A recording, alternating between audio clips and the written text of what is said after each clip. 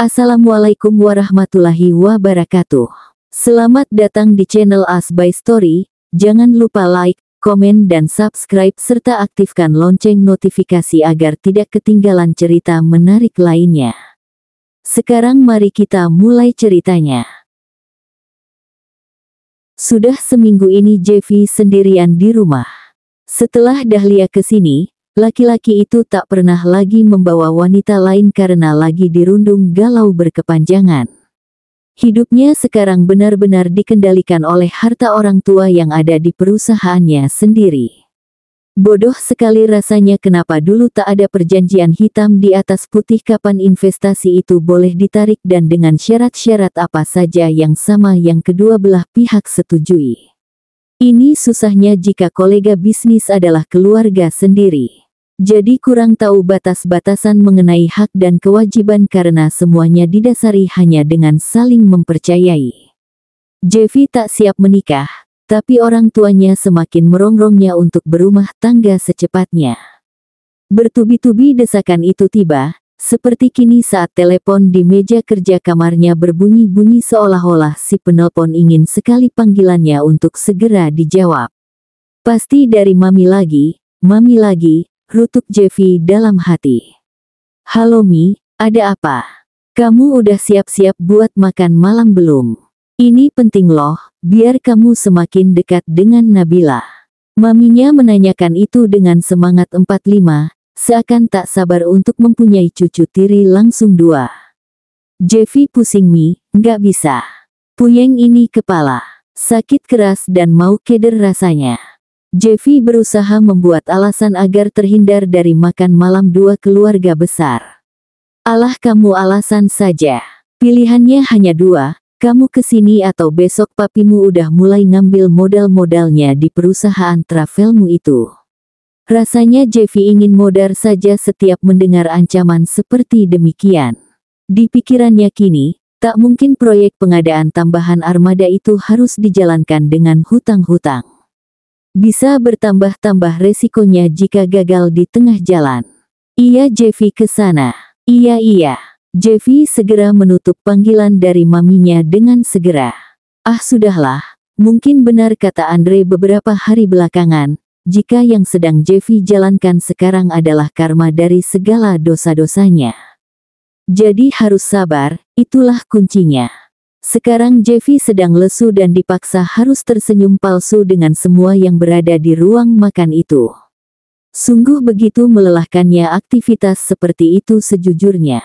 Tapi mau bagaimana lagi, sudah tak ada lagi pilihan lainnya.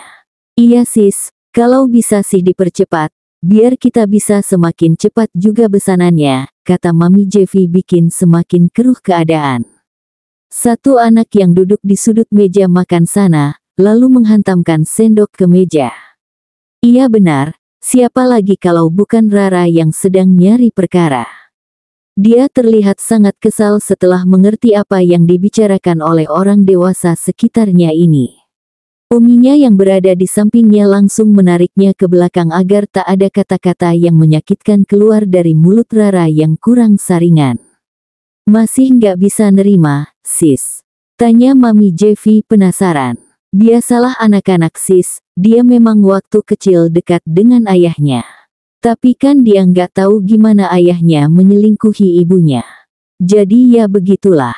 Lagian Nabila itu bukan tipe orang yang suka menyudutkan orang lain meski dia aslinya sangat terpuruk karena perceraian itu. Pengakuan ibu Nabila itu mengusik nurani Jeffy sehingga dia sadar jika akhlak calon istrinya itu benar-benar baik adanya. Jeff, kamu gimana? Udah mendekatkan diri ke Rara belum? Tanya ayah Nabila yang bernama Aiman. Jeffy mengulang ingatannya. Sejujurnya, bertemu Rara pertama kali adalah suatu bentuk kenangan buruk baginya. Udah pak, ya begitulah, anaknya susah move on dari abinya.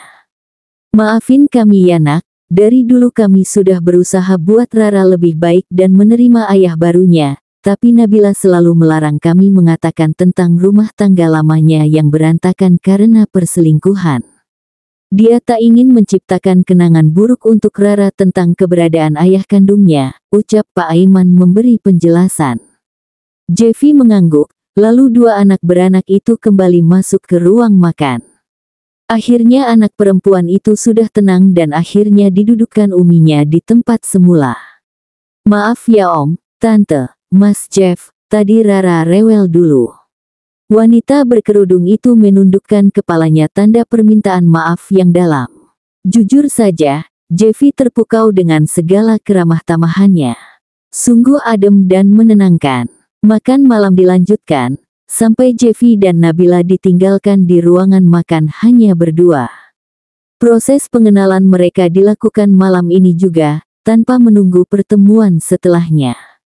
Jeffy bertanya tidak banyak karena terlalu hati-hati untuk mengatur kata yang hendak dia keluarkan di depan calon istrinya tersebut. Di sisi lain, wanita itu kebanyakan juga hanya mengangguk, menggeleng sesekali, dan berkata-kata juga seperlunya. Jeffy juga tak tahu apa yang sebenarnya wanita ini pikirkan tentangnya, apakah tertarik atau tidak, atau dia sekarang lagi gugup atau tidak berminat sehingga irit kata-kata, entahlah. Masih misterius untuk laki-laki itu simpulkan lebih jauh.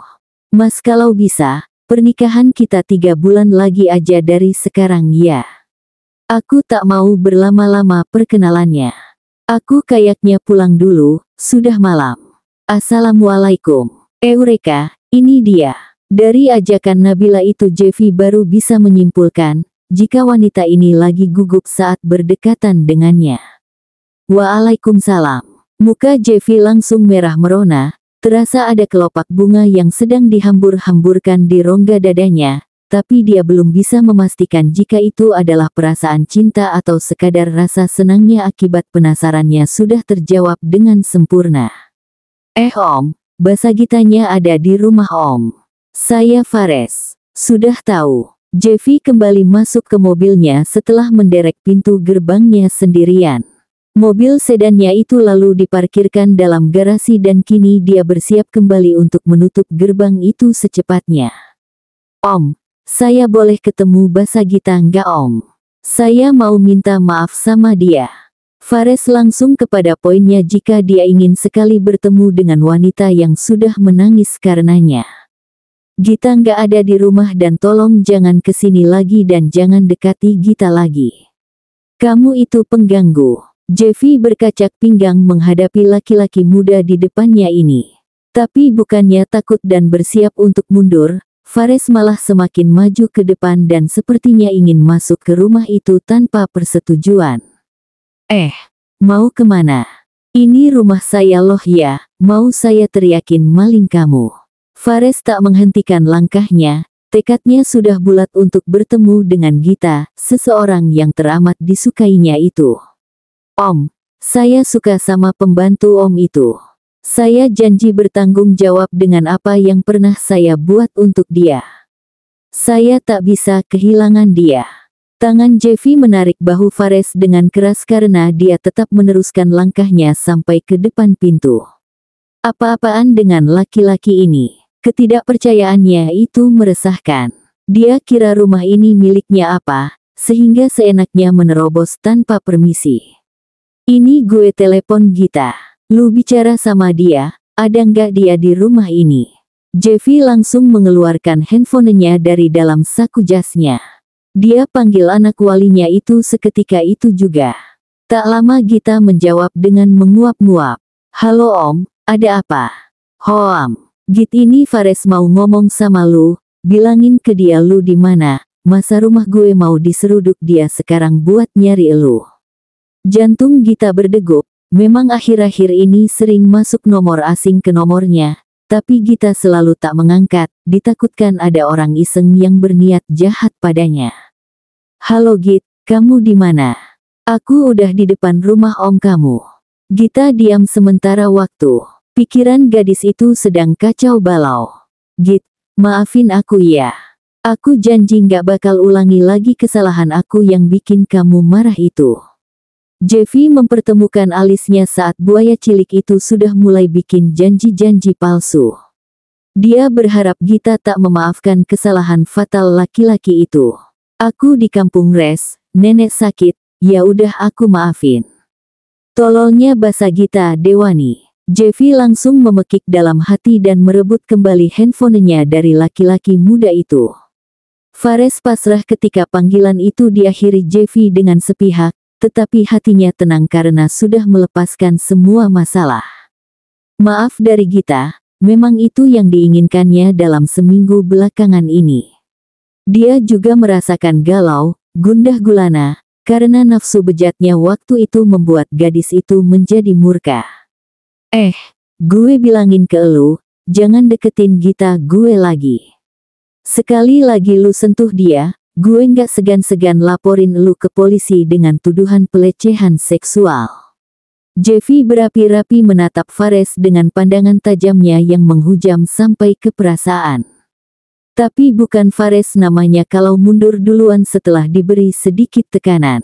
Om menyentuh Gita duluan. Om hampir merusak dia kan waktu pulang dari mall saat kita ketemu itu. Jangan kira aku nggak tahu. Dasar om mesum. Fares menjauhi Jeffy dengan langkahnya yang santai seperti dia sudah memenangkan pertarungan sengit dengan om itu sebentar ini. Sekarang giliran Jeffy yang tertekan dan sekaligus merutuki kenapa Gita bisa blak-blakan mengenai rahasia mereka berdua dengan laki-laki yang baru dikenalnya itu. Flashback on. Fares dan Gita sudah 2 kali mengitari komplek ini, tapi Gita masih tak yakin ke rumah laki-laki tersebut karena di Sabtu ini tak berpenghuni. Fares memang sekarang tinggal di situ sendiri karena kebetulan orang yang bekerja di rumahnya kini sedang cuti dan dia baru kembali Sabtu depannya lagi. Git, kamu takut aku apa-apain ya? Gita menggigit sedotan bubble tea-nya dengan muka yang penuh keraguan. Dia tak mau kejadian beberapa hari yang lalu dengan Jeffy kembali terulang. Apalagi sejak mereka jalan berdua tadi, Fares sudah lancang menyentuh pinggangnya, menggenggam tangannya, juga barusan merangkul bahunya. Res, aku nggak mau kejadian aku sama Om Jeffy terulang.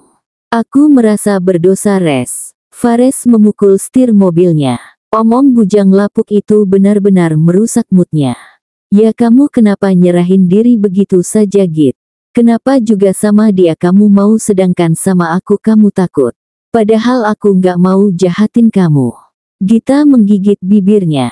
Dia mulai ingat petuah Jeffy yang selalu bilang, hati-hati sama lelaki karena mereka punya 1000 cara licik untuk meniduri wanita yang mereka inginkan termasuk berjanji-janji busuk, sehingga sekarang Gita mulai memikirkan cara lainnya agar bisa menjauh dari tempat ini. Res, kita jalan-jalan di luar aja gimana? Ke mall gitu. Aku bosan, kalau di mall kamu selalu balikin uang aku setiap aku bayarin. Apalagi di sana rame lagi orangnya. Tolak Fares tegas. Ya udah, atau kita jalan-jalan ke taman aja sekarang Res. Kamu nggak lihat ini cuaca lagi panas begini.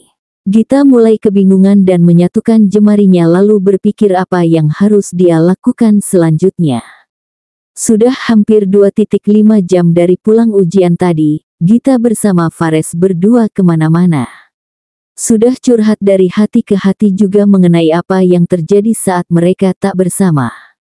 Tapi tetap saja pikiran Gita selalu kacau saat masuk ke rumah berlantai 2 yang jaraknya hanya 5 meter dari tempat mereka berada.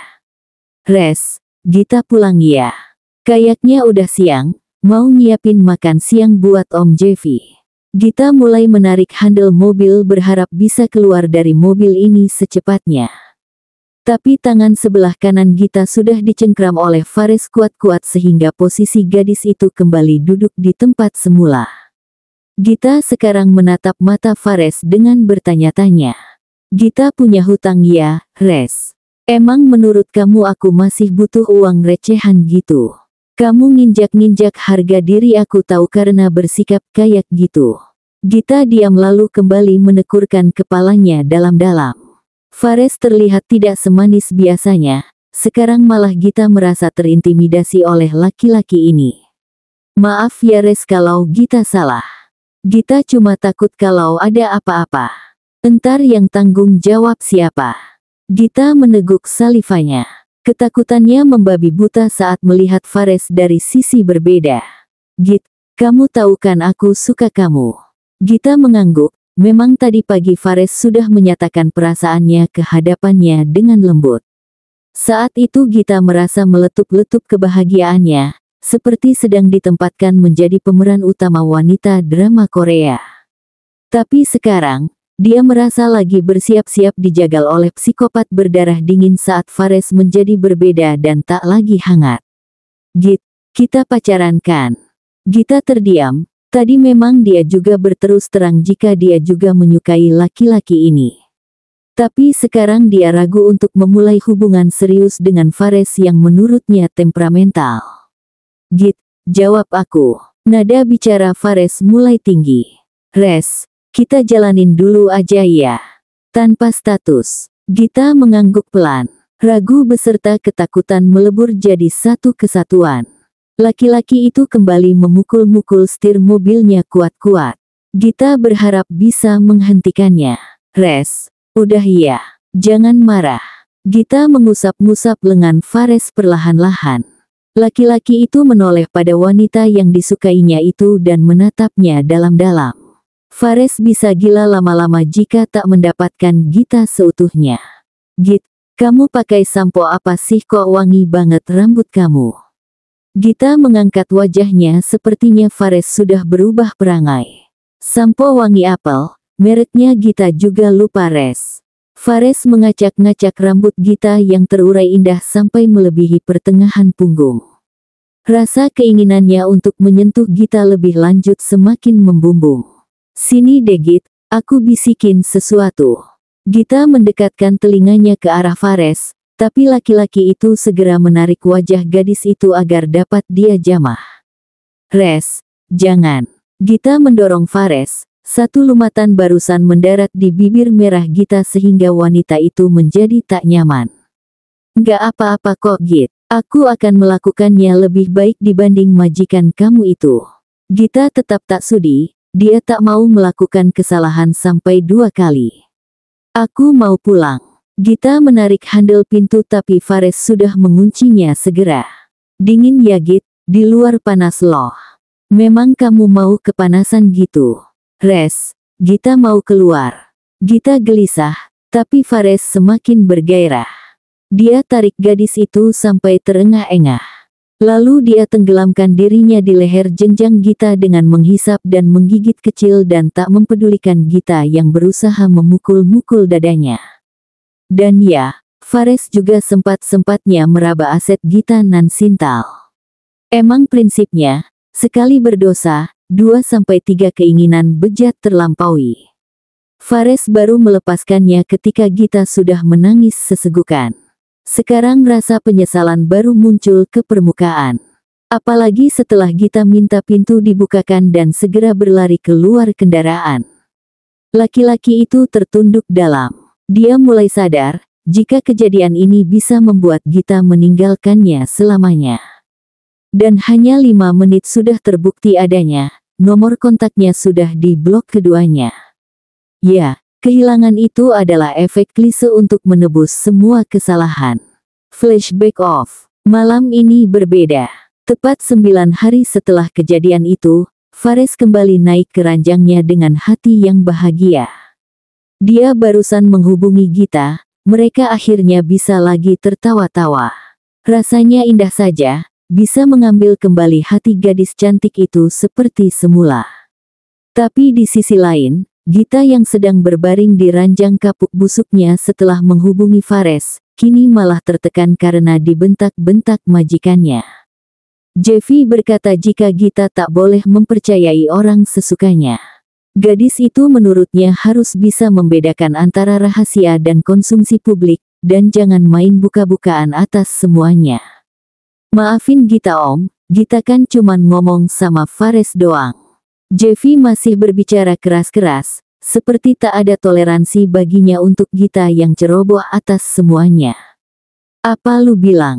Maaf, lu tahu nggak gimana malunya gue sama curut itu tadi? Gue mau ngelindungin lu Git, jadi jangan lu tempatin gue sebagai orang jahat di kehidupan lu."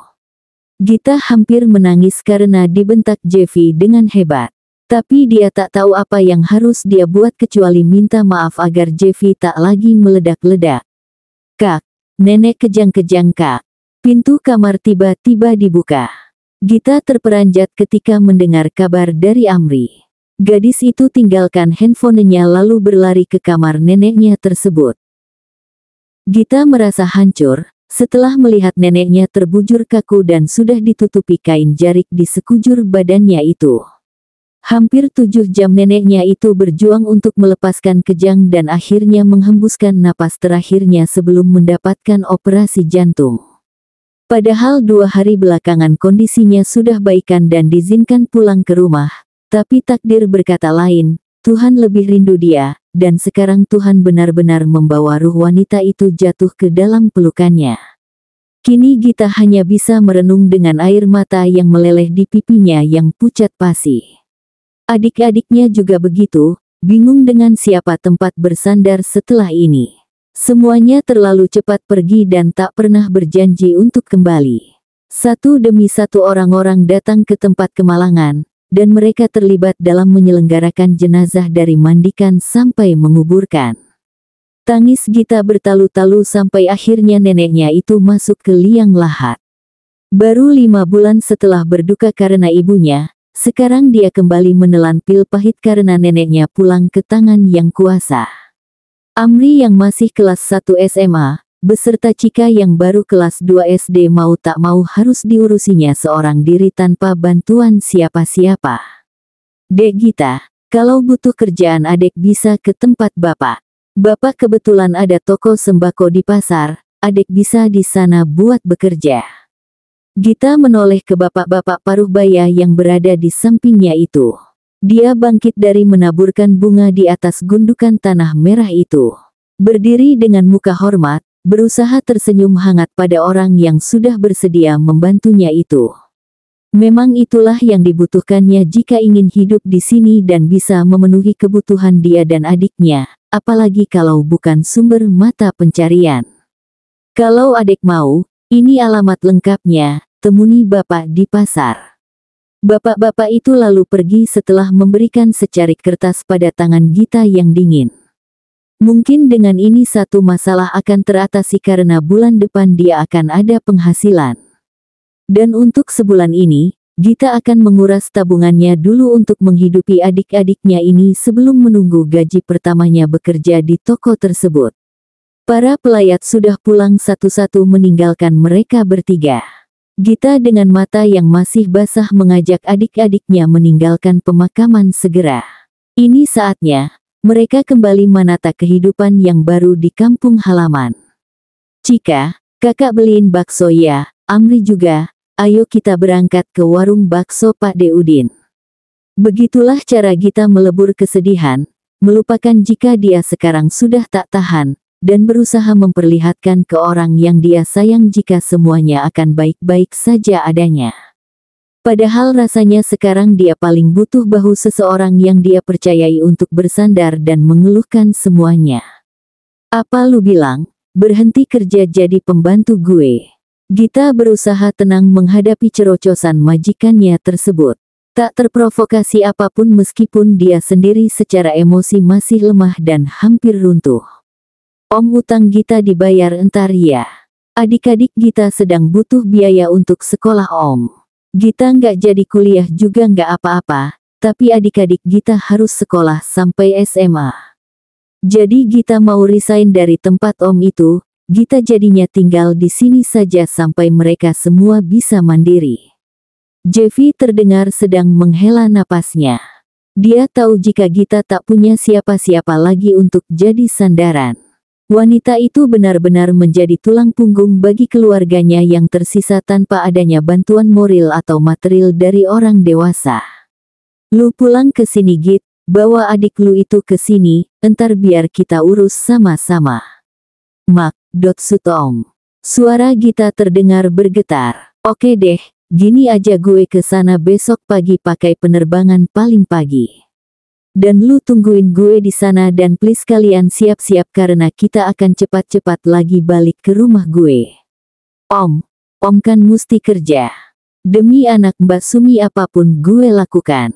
Jeffy sepertinya sudah bertekad sangat kuat. Tapi Gita tetap tak enak hati karena takut merepotkan. Om, Gita nggak mau hutang budi sama Om. Jeffy langsung mematikan panggilannya, berdebat bukan caranya menyelesaikan masalah dengan cepat. Dia berubah pikiran sepertinya, sekarang dia memutuskan untuk naik kereta api sore ini setelah memperhitungkan jika naik transportasi itu akan lebih cepat sampai dibandingkan naik pesawat besok hari.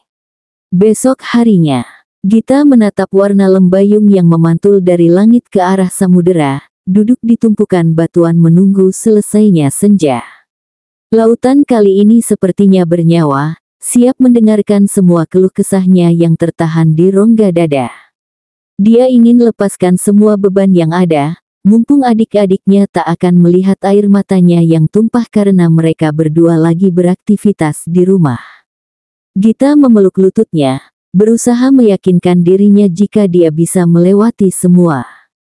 Tapi rasanya di depan itu ada batu besar yang menghadang. Bagaimana nanti jika uangnya tak cukup menyekolahkan kedua adiknya? Bagaimana jika suatu saat dia tak dapat lagi menjadi kakak yang baik? Dan bagaimana nanti jika mereka bertiga terpisah-pisah karena konflik? Gita kelihatan memang seperti karang yang dihajar ombak berulang-ulang tapi tetap tegar. Tapi aslinya hatinya itu seperti atap seng yang punya satu paku lalu ditiup angin ribut, dan bisa terbang kapan saja dari tempat seharusnya dia berada. Tak ada manusia yang tersedia yang menjadi tempat mengeluh sekarang. Kalau dulu memang dia bisa mengutarakan ke neneknya ketika dia yatim piatu. Dia juga dapat menyandarkan tubuhnya ke wanita tua itu, tapi kini akan kemana dia harus membicarakan dan melabuhkan semua keluh kesah. Adik-adiknya juga lagi rapuh, bahkan Cika yang baru kelas 2 SD pun sudah tahu seperti apa kehidupan mereka selanjutnya. Wan mungkin akan lebih keruh. Secara perekonomian mereka tak siap, secara kedewasaan Gita mungkin tak terlalu dewasa untuk menjadi pemegang kontrol semuanya, dan tentunya untuk melindungi adik-adiknya Gita juga punya keterbatasan tenaga. Rasanya beruntung sekali mereka yang sudah pergi meninggalkan dunia, bebannya mungkin hanya dirinya sendiri dan pertanggungjawabannya ke Yang Maha Kuasa. Gita berteriak di pesisir yang sepi sampai lautan menelan suaranya. Biarkan air ini mengantarkannya kembali. Teriakan itu lewat amuk badai pada rumahnya malam nanti saat Gita membaringkan diri di ranjang. Gita berjanji ini terakhir kali mengeluh di sini dan besok akan menanti untuk hari yang baru. Git, kata warga mau badai woi, ngapain lu di sana? Gita menoleh seketika ke arah sumber suara. Itu majikannya yang datang ditemani oleh Amri dan Cika yang berada di sampingnya. Gadis itu naikkan tubuhnya, lalu berjalan hati-hati di antara batu dan melompat di hamparan pasir pantai. Ternyata Jeffy benar-benar ke sini, padahal tadi pagi dia bilang dia sibuk dengan kerjaannya. Om kok ke sini? Gita menatap Jeffy dengan prihatin. Muka pria itu kini kelihatan lelah setelah perjalanan jauh. Gue ingin nyelamatin kalian bertiga. Ayo malam ini kita semua berangkat ke kota. Cika bersorak girang di lengan Jeffy. Adik Gita paling bontot itu memang suka sekali sama pria ini sejak mereka bertemu pertama kali. Entahlah apa sebabnya, mungkin karena orang yang mirip Jeffy ada di sinetron yang ditontonnya tiap sore dia rumah tetangga. Kita ke kota kan ya Cik? Iya kan Ri? Kakakmu kalau nggak mau suruh aja dia berenang di laut biar abadi dia jadi penghuni daerah ini. Amri mengangguk, memang adik Gita yang laki-laki itu mengidam-idamkan tinggal di kota dari dulu. Dia ingin melihat gedung-gedung tinggi, jalan tol yang panjang, dan tentunya cewek-cewek kota yang mukanya seperti bintang film laga. Tapi kan Cika sama Amri belum diurus surat kepindahannya. Entar sekolah gimana? Ya udah berarti ditunda sampai besok siang. Gue temanin lu urus sampai selesai semuanya. Gampang kan? Pria berkemeja pantai itu menganggap semuanya gampang adanya. Tak ada yang bisa menghentikan keputusannya. Lembaran baru sudah dibukanya dengan sengaja, membiarkan mereka bertiga ini masuk di kehidupannya yang fana. Bersambung.